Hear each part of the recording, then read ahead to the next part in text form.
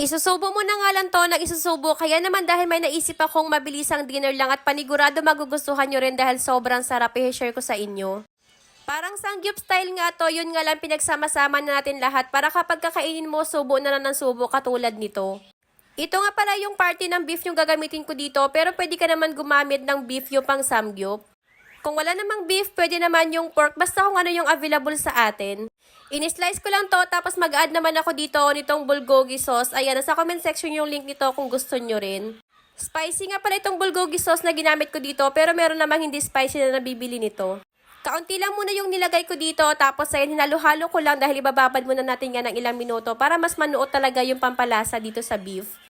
Kakailangan din natin dito nitong fish cake. Nako, sobrang sarap talaga itong fish cake na yan, kaya hindi talaga nawawala sa ref namin. In-slice ko lang din to ng pahaba at pagkatapos mag-i-slice rin tayo ng red onion. Mas masarap sana kapag white pero okay na to. Dito naman sa pan, satay lang natin yung onion. Kapag nag-aromatic na, ilagay na kaagad natin dito yung beef. Lutuin muna natin ng maigi itong beef at nag-add nga rin pala ako dito ng bulgogi sauce dahil kaunti lang yung nilagay natin kanina.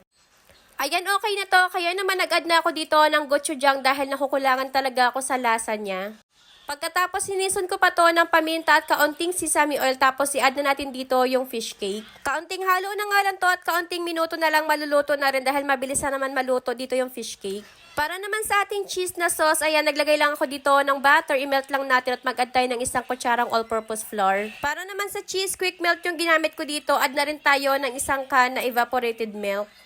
Haluin lang natin to ng maigi at isimmer ng ilang minuto hanggang sa maging malapot na add na rin tayo dito ng kaunting salt. Ganun lang kadali, meron na kaagad tayo napakasarap na cheese samgyup sauce. Ibuhos na natin yung kalahati dito dahil yung kalahati tatabi ko yan kasi kapag nag-grave ako at least meron na akong naka-ready. Ang ating beef bulgogi with fish cake. Ayan o, parang samgyup style.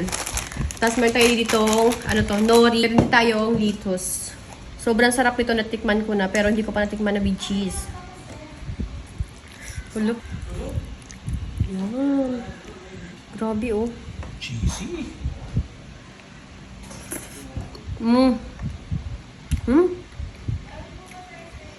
Mas masarap lalo dahil may cheese.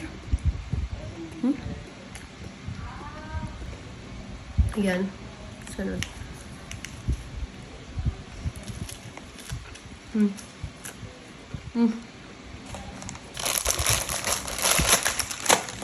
Yun o. Ang sarap.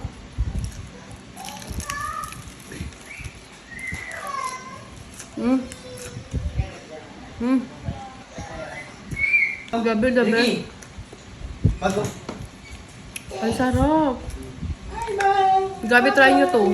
Yan, subukan na ng subo, oh. The best, oh. Natin ang beef.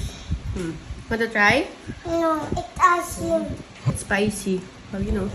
Kita? This okay? Okay.